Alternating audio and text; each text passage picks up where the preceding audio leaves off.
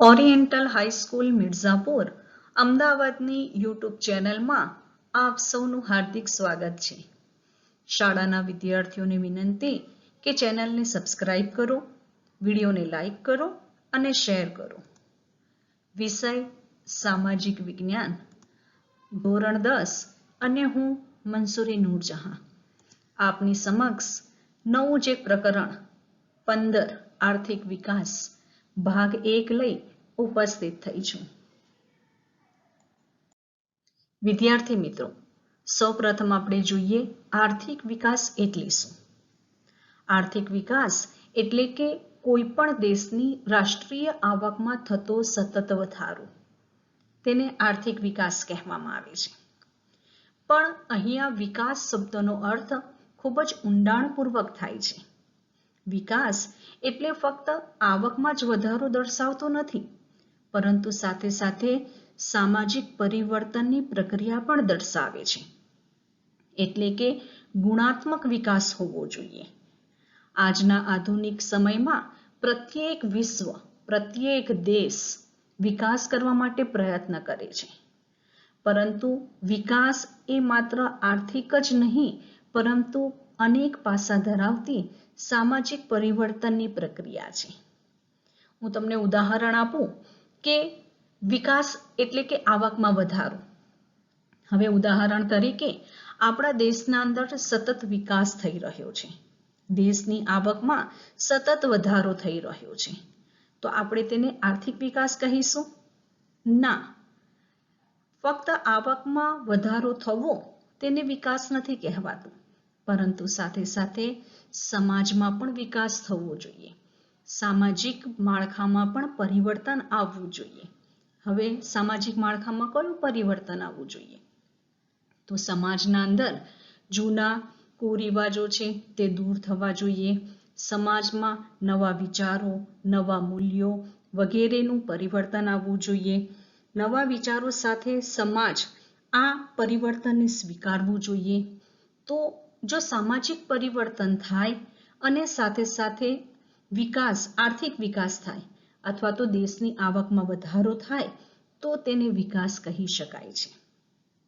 એટલે ટૂંકમાં કહું કે ફક્ત આવકના અંદર વધારો એ વિકાસ દર્શાવતું નથી, પરંતુ સમાજમાં પણ પરિવર્તન આવવું જરૂરી છે.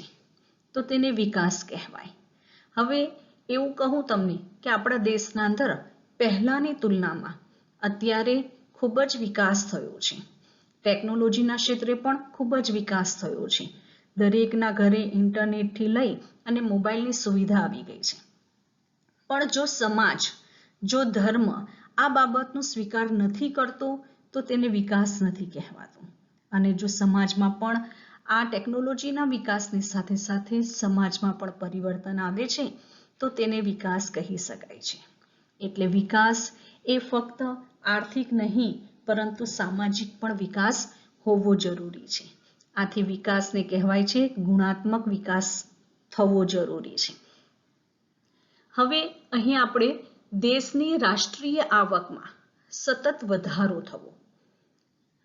આર્થિક વિકાસ એટલે દેશની આવકમાં સતત વધારો થવો, દેશની માથાદીઠ આવકમાં સતત વધારો થવો, અને માથાદીઠ આવક વધે એટલે લોકોના જીવન ધોરણમાં સુધારો થવો. તેને આર્થિક વિકાસ કહેવામાં આવે છે. આ એક સંકલ્પના છે તમારા માટે. સંકલ્પના એટલે કે વ્યાખ્યા. દેશની આવકમાં સતત વધારો થવો, દેશની આવક વધે એટલે માથાદીઠ આવકમાં વધારો થવો, અને માથાદીઠ આવક વધે એટલે લોકોના જીવનમાં સુધારો થતો હોય છે. તો તેને આર્થિક વિકાસ કહેવામાં આવે છે. હવે હું અહીંયા કહું તમને કે દેશની રાષ્ટ્રીય આવકમાં સતત વધારો થવો, તો દેશની રાષ્ટ્રીય આવક કઈ છે? તો દેશની રાષ્ટ્રીય આવક એટલે કે પ્રત્યેક વ્યક્તિ સરકારને ટેક્સ આપતી હોય છે.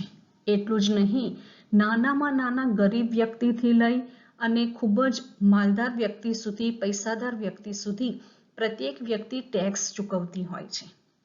એક નાનકડું બિસ્કિટનું પેકેટ પણ તમે ખરીદી કરવા માટે જાઓ છો તો તેના ઉપર પણ ટેક્સ હોય છે. એટલે ગરીબથી લઈ અને પૈસાદાર લોકો સુધી તમામ વ્યક્તિ ટેક્સ આપતું હોય છે. આ ટેક્સની જે આવક છે તે આપણા દેશની આવક છે. એટલું જ નહીં, આપણા દેશની કેટલીક સંપત્તિ પણ છે, કુદરતી સંપત્તિ પણ છે, તેમાંથી પ્રાપ્ત થતી આવક અને આયાત અને નિકાસથી પ્રાપ્ત થતી આવક એ આપણા દેશની રાષ્ટ્રીય આવક છે. હવે દેશની આવક વધે એટલે માથાદીઠ આવક વધે. હવે માથાદીઠ આવક એટલે શું? તો માથાદીઠ આવક એટલે દેશની આવકને દેશની વસ્તી વડે ભાગતા જે આંક આવે તેને માથાદીઠ આવક કહેવામાં આવે છે. હવે હું કહું, સિમ્પલ એક ઉદાહરણ તમને આપું કે આપણા કુટુંબના અંદર કુલ 5 વ્યક્તિઓ છે અને આપણા કુટુંબના અંદર મુખ્ય વ્યક્તિ જે છે તેમની આવક 30,000 રૂપિયા છે. તો ઘરના અંદર કુલ 5 વ્યક્તિ છે, તો કેટલા દરેક વ્યક્તિના ભાગે કેટલા પૈસા આવે? તો જો 5 વ્યક્તિ છે તો 5 ગુણ્યા 6 કરીએ તો 30,000 રૂપિયા થાય, એટલે કે 6,000 રૂપિયા પ્રત્યેક વ્યક્તિની 6,000 રૂપિયા માથાદીઠ આવક થઈ કહેવાય. હવે જો આપણા કુટુંબના અંદર વ્યક્તિની 30,000 આવક બતાવી, હવે એ આવકના અંદર વધારો થાય એટલે કે એવું કહું કે 50,000 રૂપિયા જો કુટુંબની આવક થઈ ગઈ એક કુટુંબની, અને કુટુંબના અંદર 5 વ્યક્તિ છે તો પ્રત્યેક વ્યક્તિ દીઠ 10,000 રૂપિયા માથાદીઠ આવક થઈ. અને જો આપણા કુટુંબના અંદર સ્વાભાવિક રીતે જો પહેલા 30,000 રૂપિયા આવક હોય અને ત્યાર પછી 50,000 રૂપિયા આવક થાય તો કુટુંબનું જીવન ધોરણ ઊંચું આવે છે. એટલે પહેલા 30,000 રૂપિયા આવક હતી તો આપણે કઈ કઈ જરૂરિયાતો સંતોષતા હતા, અને ત્યાર પછી આવકમાં વધારો થવાથી આપણે વધુ સારી રીતે પોતાના જીવન ધોરણને જરૂરિયાતો સંતોષી શકીએ છીએ, એટલે વધુ સારું જીવન જીવી શકીએ છીએ. આવક વધે તો આપણે વધુ સારું જીવન જીવી શકીએ. એટલે દેશની માથાદીઠ આવકમાં વધારો થાય છે તો લોકોના જીવન ધોરણમાં પણ સુધારો થાય છે.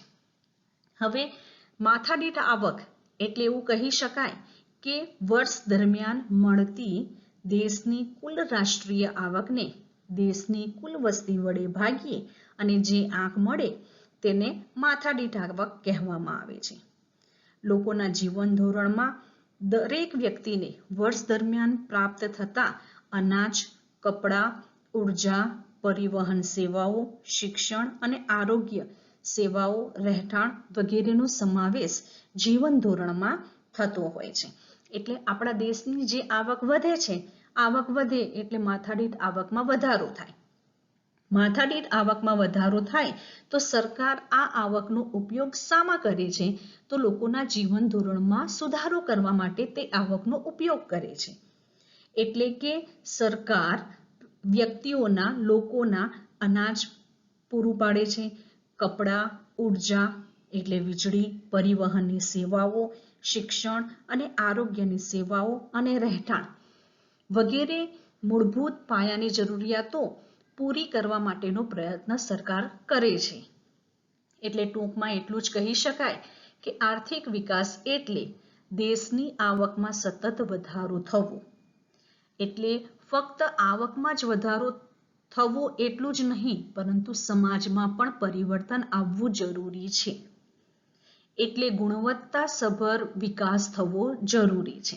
દેશની આવકમાં વધારો થાય એટલે માથાદીઠ આવકમાં વધારો થાય. માથાદીઠ આવકમાં વધારો થાય તો લોકોનું જીવન ધોરણ સુધરે છે, એટલે વધુ સારી રીતે જીવનની જરૂરિયાતો સંતોષી શકાય છે. તેને આર્થિક વિકાસ કહેવામાં આવે છે. ભારતમાં આર્થિક વિકાસ થઈ રહ્યો છે એમ શાથી કહી શકાય? આવો એક પ્રશ્ન તમને પૂછાતો હોય છે.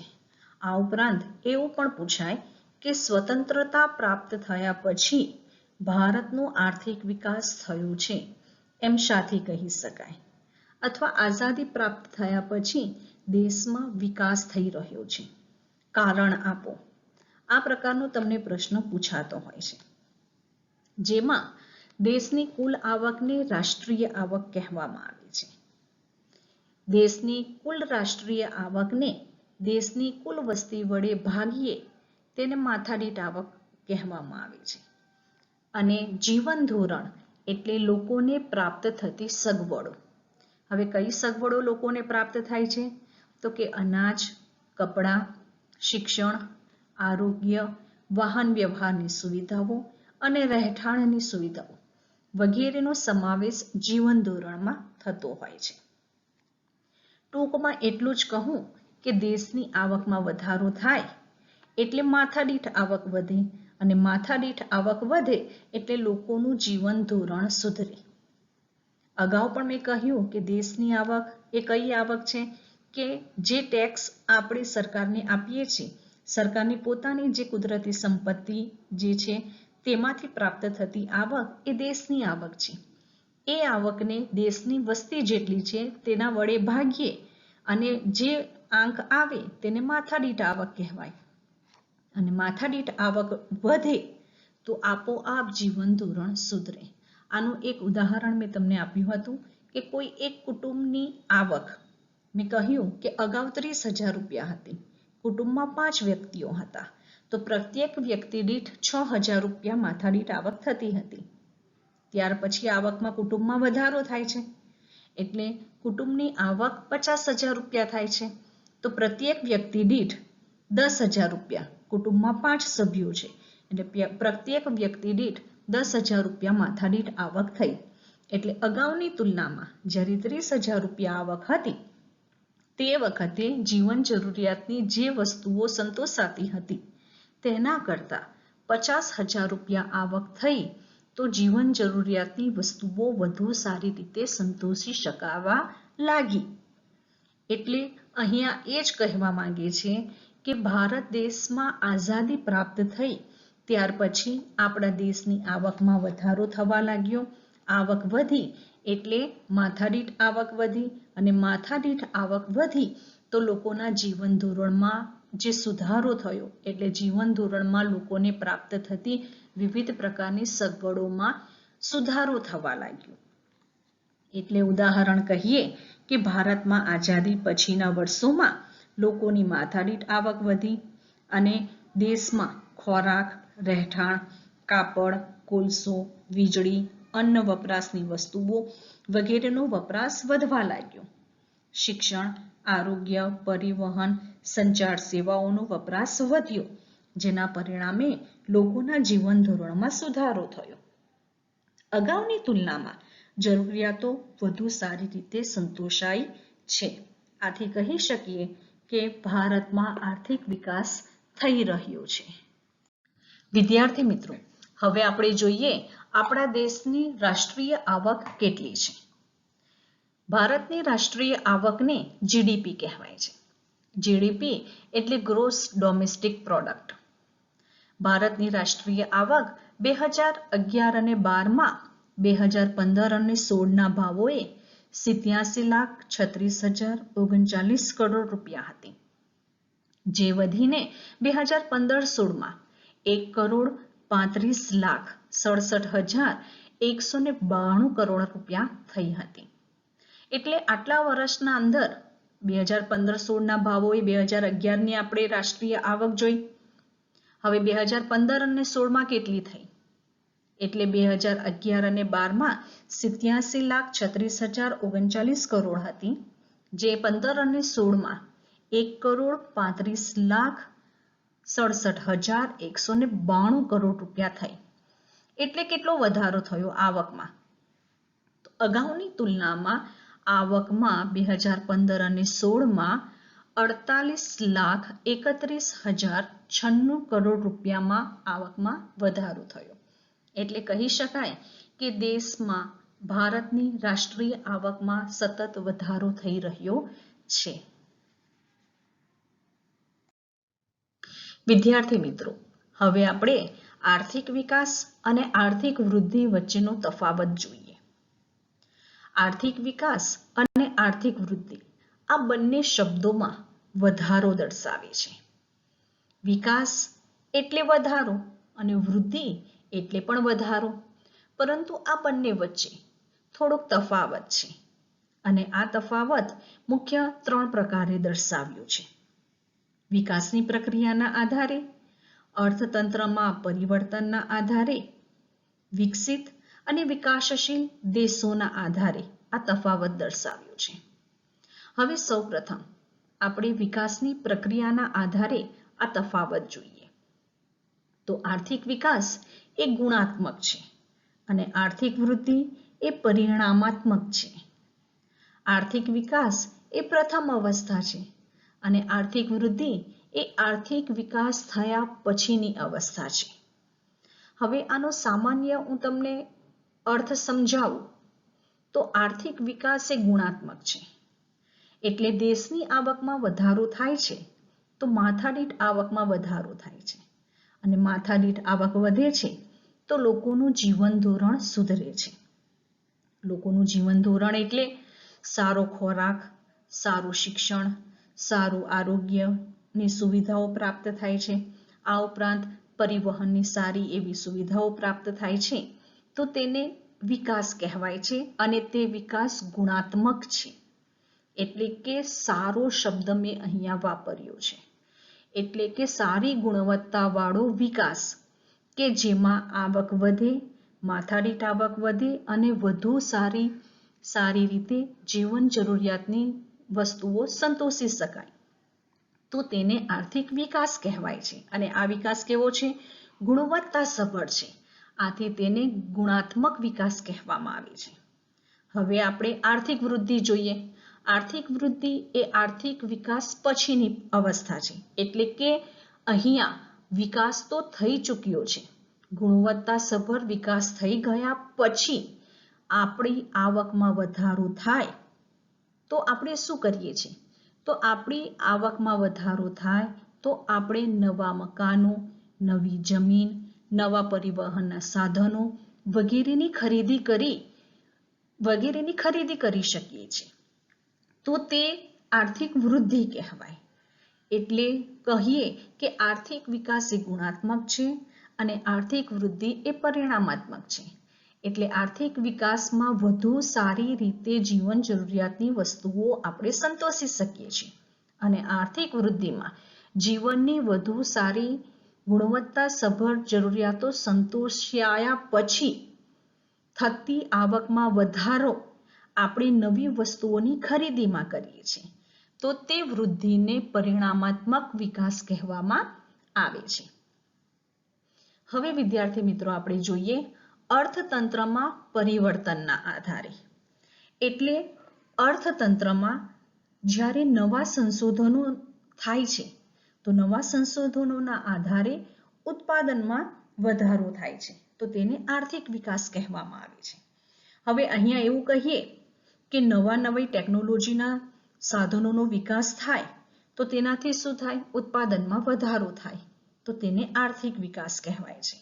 અથવા ઉદાહરણ આપીએ કે ખેતીના ક્ષેત્રમાં ઘઉં, ડાંગર જેવા પાકોમાં નવા બિયારણોની શોધ થાય અને ઉત્પાદનમાં અનેક ગણો વધારો થાય તો આ બાબત આર્થિક વિકાસ દર્શાવે છે. જ્યારે બીજી તરફ આપણે જોઈએ આર્થિક વૃદ્ધિ એટલે દેશમાં વસ્તી વધતા કે બચતોમાં વધારો થતા ઉત્પાદન વધે તો તેને આર્થિક વૃદ્ધિ કહેવાય. હવે દેશના અંદર બચતોમાં વધારો થતા એટલે વધુ સારી ગુણવત્તાસભર તો જીવન જીવીએ જ છે પણ તે છતાં પણ વધારે બચતો થાય છે તો તેનાથી ઉત્પાદનમાં વધારો કરીએ છીએ તો તેને આર્થિક વૃદ્ધિ કહેવાય. એટલે ઉદાહરણ તરીકે આપણે જોઈએ કે ખેડાણ લાયક જમીનમાં વધારો થાય અને તેનાથી ખેતીમાં વધારો થાય તો તેને આર્થિક વૃદ્ધિ કહેવાય છે. હવે આપણે જોઈએ વિકસિત અને વિકાસશીલ દેશોના સંદર્ભમાં. હવે આ શબ્દનો અર્થ શું છે? વિકસિત એટલે કે વિકાસ થઈ ચૂક્યો છે અને વિકાસશીલ દેશ એટલે કે જે દેશનો વિકાસ હજુ ચાલુ છે તો તેવા દેશોને વિકાસશીલ દેશો કહેવાય અને જે દેશો વિકસિત છે, વિકાસ થઈ ગયો છે તેમને વિકસિત દેશો કહેવાય. ઉદાહરણ તમને આપું તો પશ્ચિમના દેશો એટલે અમેરિકા, રશિયા, ફ્રાન્સ, સ્વિટ્ઝરલેન્ડ આ બધા દેશો વિકસિત દેશો છે અને વિકાસશીલ દેશો એટલે ભારત દેશ જે છે તે વિકાસશીલ દેશ છે એટલે હજુ પણ આપણા દેશમાં વિકાસ ચાલુ છે. એક રીતે જોઈએ કે વિશ્વ બેંક જે છે તે વિશ્વ બેંકે 2004ના વિશ્વ વિકાસ અહેવાલમાં $735 ઓછી આવક ધરાવતા દેશોને વિકાસશીલ અર્થતંત્ર તરીકે ઓળખાવ્યા હતા. એટલે આપણા દેશની આવક કહીએ કે ભાઈ $735 કરતાં ઓછી છે. આથી આપણો દેશ એ વિકાસશીલ દેશ છે અને જે દેશની આવક $735 કરતાં વધુ હોય તેની તુલના વિકસિત દેશોમાં કરવામાં આવે છે. હવે અહીંયા વિકાસશીલ દેશોની રાષ્ટ્રીય આવકમાં થતો વધારો એ આર્થિક વિકાસ દર્શાવે છે. એટલે કે આપણા દેશ ભારત દેશ એ વિકાસશીલ દેશ છે અને આપણા દેશની આવકમાં વધારો થાય તો તેને આર્થિક વિકાસ કહેવામાં આવે છે અને વિકસિત દેશોની રાષ્ટ્રીય આવકમાં થતો વધારો એ આર્થિક વૃદ્ધિ દર્શાવે છે. હવે વિકસિત દેશો એટલે કયા દેશો? અમેરિકા, ફ્રાન્સ, રશિયા વગેરે દેશોની આવકમાં વધારો થાય છે તો તેને આર્થિક વૃદ્ધિ કહેવામાં આવે છે. વિદ્યાર્થી મિત્રો, હવે આપણે વિકાસશીલ અર્થતંત્રના લક્ષણો જણાવો. આવો એક પ્રશ્ન તમને પૂછાતો હોય છે ખાસ. હવે અગાઉ મેં તમને કહ્યું વિકસિત કોને કહેવાય અને વિકાસશીલ કોને કહેવાય. વિકસિત એટલે જે દેશોનો વિકાસ થઈ ચૂક્યો છે તે દેશોને વિકસિત દેશો કહેવાય છે અને વિકાસશીલ એટલે જે દેશોનો વિકાસ હજુ ચાલુ છે તે દેશોને વિકાસશીલ દેશો કહેવામાં આવે છે. વિકસિત અર્થતંત્ર અને વિકાસશીલ અર્થતંત્ર માથાદીઠ આવકના આધારે પાડવામાં આવે છે. વિશ્વ બેંકના 2004ના વિશ્વ વિકાસ અહેવાલમાં $735 થી ઓછી માથાદીઠ આવક ધરાવતા દેશોને વિકાસશીલ અર્થતંત્ર તરીકે ઓળખાવવામાં આવે છે. હવે આપણો દેશ જે છે તે વિકાસશીલ દેશોમાં થાય છે તેની ગણના. આથી આપણે હવે અહીંયા જોઈએ કે વિકાસશીલ અર્થતંત્રના લક્ષણો કયા કયા છે. કઈ રીતે આપણે ઓળખી શકીએ કે આ દેશ વિકાસશીલ દેશ છે. એક તો આપણે જોયું કે આ દેશની માથાદીઠ આવક જે છે તે $735 કરતાં ઓછી છે. આથી તેને વિકાસશીલ દેશો કહેવામાં આવે છે. તો સૌપ્રથમ આપણે જોઈએ વિકાસશીલ દેશોમાં નીચી માથાદીઠ આવક હોય છે. એટલે કહીએ કે વિકાસશીલ દેશોની રાષ્ટ્રીય આવક નીચી હોય છે. જ્યારે વસ્તી વૃદ્ધિનો દર વધુ હોવાથી માથાદીઠ આવક નીચી રહે છે અને નીચી માથાદીઠ આવકના કારણે જીવન ધોરણ પણ નીચું રહેતું હોય છે. હવે આપણા દેશ ભારતની વાત કરીએ તો ભારતની રાષ્ટ્રીય આવક જે છે તેમાં વધારો થઈ રહ્યો છે પણ સાથે સાથે આપણા દેશની વસ્તી વૃદ્ધિનો દર ખૂબ ઊંચો છે. આથી માથાદીઠ આવક નીચી હોય છે. આથી આપણા દેશની ગણના વિકાસશીલ અર્થતંત્રમાં થતી હોય છે. હવે વિકાસશીલ દેશમાં વસ્તી વૃદ્ધિનો દર પણ ઊંચો હોય છે. એટલે વિકાસશીલ રાષ્ટ્રોમાં વસ્તી વધારો ખૂબ ઊંચો જોવા મળે છે. આવા દેશોમાં વસ્તી વૃદ્ધિનો દર 2% અથવા તો તેનાથી પણ વધુ જોવા મળતો હોય છે. કૃષિ ક્ષેત્ર પર અવલંબન. વિકાસશીલ રાષ્ટ્રોમાં ખેતી એ મુખ્ય આર્થિક પ્રવૃત્તિ હોય છે અને દેશમાં 60% કરતાં પણ વધુ લોકો રોજગારી માટે ખેતી પર આધારિત હોય છે. દેશની રાષ્ટ્રીય આવકમાં પણ ખેતીનો ફાળો 25%ની આસપાસ હોય છે. એટલે ભારત દેશની વાત કરીએ આપણે કે આપણા દેશમાં 60% કરતાં પણ વધારે લોકો ખેતી ઉપર નભતા હોય છે અને આપણા દેશની આવક જો 60% લોકો ખેતી ઉપર આધારિત હોય, ખેતી દ્વારા જ રોજીરોટી રોજગારી પ્રાપ્ત કરતા હોય તો દેશની આવકમાં પણ એટલો જ ફાળો તેમનો હોવો જોઈએ. એટલે 60% હોવો જોઈએ. પરંતુ આપણા દેશની આવકમાં ખેતીથી આપણાને 25%ની આસપાસ જ ખેતી ક્ષેત્રનો ફાળો જોવા મળતો હોય છે. હવે આપણે જોઈએ પાયાની અપર્યાપ્ત સેવાઓ. એટલે વિકાસશીલ દેશોમાં વિકાસ માટે અનિવાર્ય એવી પાયાની સેવાઓ. હવે પાયાની એટલે કે મૂળભૂત કઈ કઈ સેવાઓ છે જે દરેક વ્યક્તિને જરૂરી હોય છે, જેવી કે શિક્ષણ, વાહન વ્યવહાર, સંદેશા વ્યવહાર, વીજળી, આરોગ્ય, બેન્કિંગ વગેરે જેવી અર્થતંત્રમાં આવી પાયાની જરૂરિયાતો જે છે તે વિકાસશીલ અર્થતંત્રમાં તેનો વિકાસ ઓછો જોવા મળે છે, જે દેશના વિકાસ માટે અવરોધ બનતો હોય છે. હવે જોઈએ આંતરરાષ્ટ્રીય વ્યાપારનું સ્વરૂપ. આંતરરાષ્ટ્રીય વ્યાપાર એટલે આપણા દેશના અન્ય દેશો સાથેના વ્યાપાર કેવા પ્રકારનો છે તે જોઈએ. તો વિકાસશીલ દેશોમાં વિદેશ વ્યાપારનું સ્વરૂપ અને માળખું અલગ જોવા મળે છે. આ દેશોમાં કૃષિ પેદાશો અને બગીચાની પેદાશો, આ ઉપરાંત કાચી ધાતુની નિકાસ વધુ જોવા મળતી હોય છે અને આ પ્રકારની નિકાસની માંગ પણ ઓછી હોય છે અને તેનો ભાવ નીચા હોય છે, જેથી નિકાસોની કમાણી ઓછી થતી હોય છે.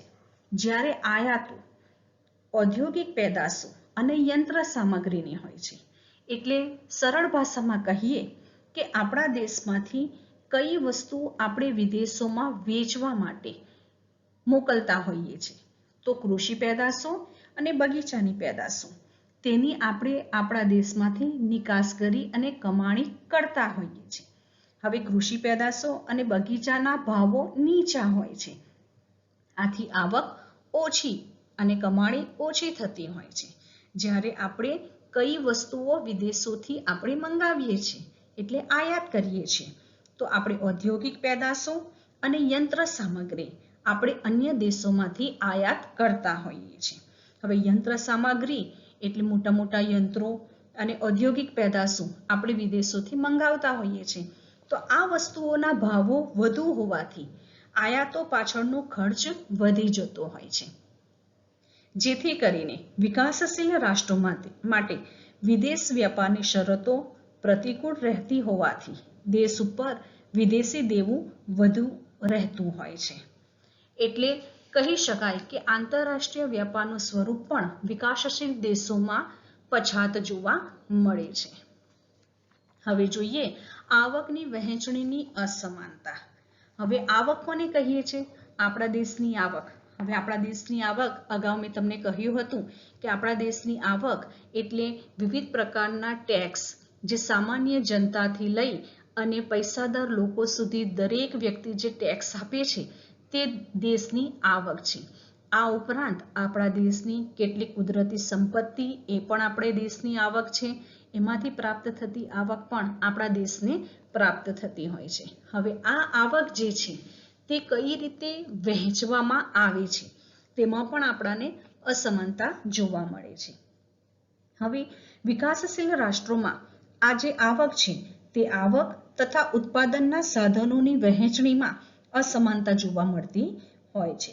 આ અસમાનતામાં ગ્રામીણ અને શહેરી બંને વિસ્તારોમાં જોવા મળે છે. હવે આપણા દેશની વાત કરીએ તો દેશના ટોચના 20% ધનિકોને જ દેશની આવકનો 40% હિસ્સો તેમને ધનિકોને આપવામાં આવે છે અને તળિયાના 20% ગરીબ લોકો રાષ્ટ્રીય આવકનો 10% હિસ્સો ધરાવતા હોય છે. આથી આપણા દેશના જે ધનિકો છે તે વધુને વધુ ધનિક થવા લાગ્યા છે, કારણ કે આપણા દેશની જે આવક છે તે આવકમાંથી 40% આવક ધનિકોને આપી દેવામાં આવે છે, જ્યારે આપણા દેશના ગરીબ લોકોને ફક્ત દેશની આવકનો 10% હિસ્સો જ આપવામાં આવે છે. આમ વિકાસશીલ રાષ્ટ્રોમાં આવક અને સંપત્તિનું કેન્દ્રીકરણ ધનિક લોકો માટે થયેલું જોવા મળે છે. હવે આપણે જોઈએ બેરોજગારી. બેરોજગારી એ વિકાસશીલ દેશોનું મહત્વનું લક્ષણ છે, કારણ કે આપણા દેશમાં જોઈએ આપણે કે બેરોજગારીનું પ્રમાણ વધુ જોવા મળે છે.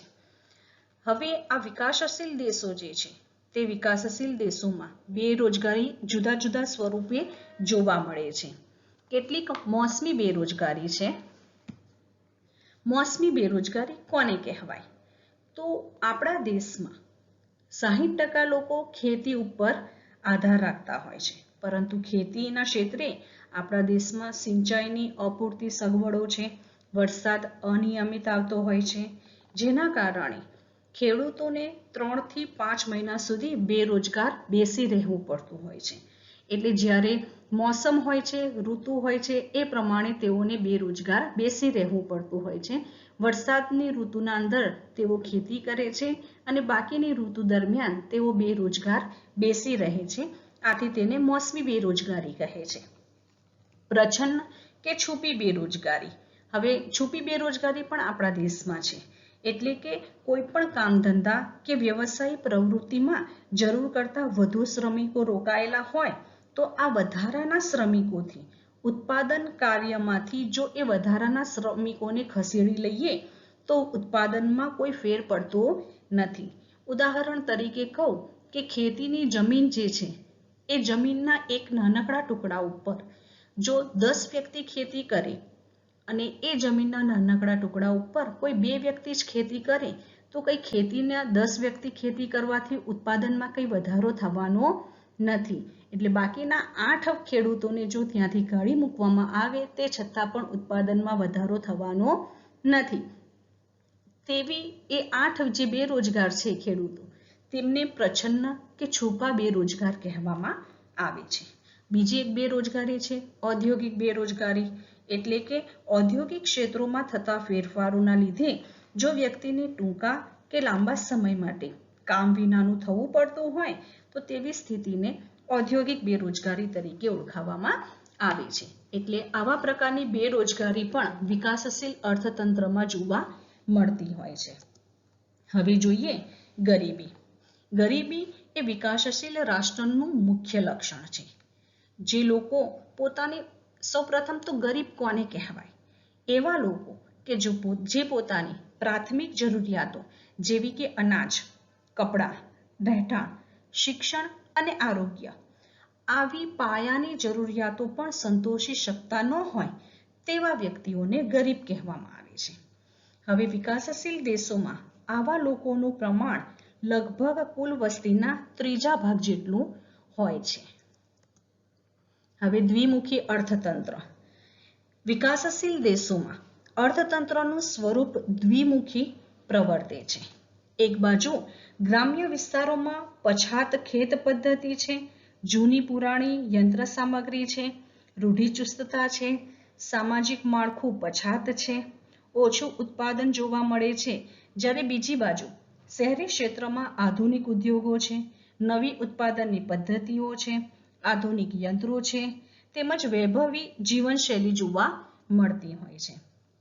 તેને દ્વિમુખી અર્થતંત્ર કહેવામાં આવે છે. એટલે આ તમામ લક્ષણો જે છે એ વિકાસશીલ અર્થતંત્રના હોય છે અને આપણો ભારત દેશ એ વિકાસશીલ અર્થતંત્રમાં તેની ગણના થતી હોય છે. કારણ કે આપણા દેશે માથાદીઠ આવક $735 કરતાં ઓછી છે. આથી આપણા દેશની ગણના વિકાસશીલ અર્થતંત્રમાં થાય છે અને આ પ્રશ્ન તમને ખાસ મહત્વનો પૂછાતો હોય છે. વિદ્યાર્થી મિત્રો, આપણે આ પ્રકરણ 15 આર્થિક વિકાસમાં કુલ 3 મુદ્દાઓ વિશે આપણે ચર્ચા કરી હતી. જેમાં ભારતમાં આર્થિક વિકાસ થઈ રહ્યો છે એમ શાથી કહી શકાય તેના વિશે ચર્ચા કરી. આ ઉપરાંત આર્થિક વિકાસ એટલે શું તેના વિશે ચર્ચા કરી.